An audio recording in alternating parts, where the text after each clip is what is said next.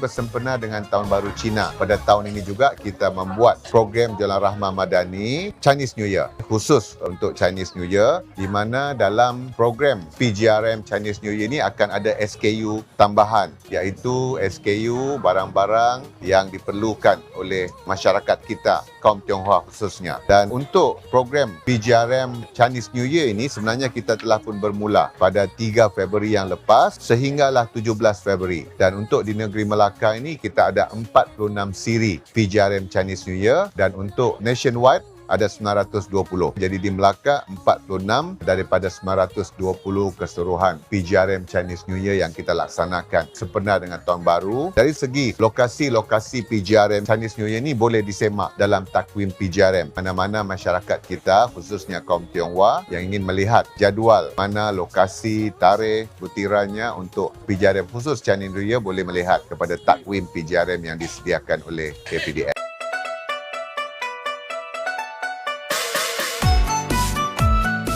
Apa dia nilai dan makna, the beauty of this program, Pesta Pasar malam ini? Ia merupakan satu acara untuk kita memeriahkan ambang ataupun menjelang sambutan Tahun Baru Cina 2026.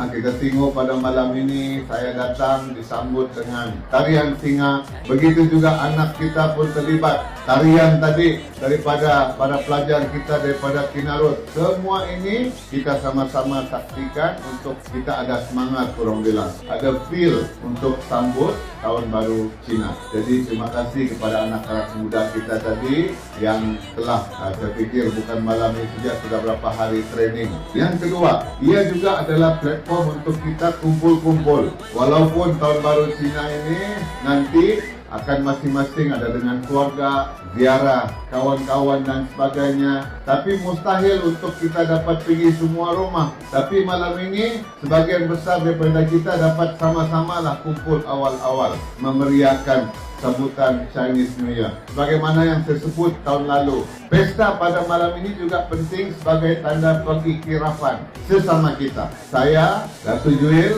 Datuk Mian Saifuddin dan juga Datuk Bulat pengiktirafan kepada siapa? Pengiktirafan kepada masyarakat kita, saudara kita, kaum Tionghoa yang ada di papan ini. Mengiktiraf perayaan mereka, mengiktiraf mereka ini adalah sebahagian daripada kita, sebahagian daripada sejarah dan juga pembangunan di papar ini, sebahagian daripada paparian. Jadi kita sama-sama, ini perayaan masyarakat ini kita pun sambut. Tidak ada isu kita di Sabah ni, di Papar ni, oh ini perayaan orang ini, kita tidak boleh raikan. Ini perayaan orang ini hanya untuk orang ini. Tapi kita buktikan sesama kita dan buktikan kepada masyarakat di luar bahawa kita di sini memberi pengiktirafan dan kita meraihkan apa juga perayaan bersama-sama.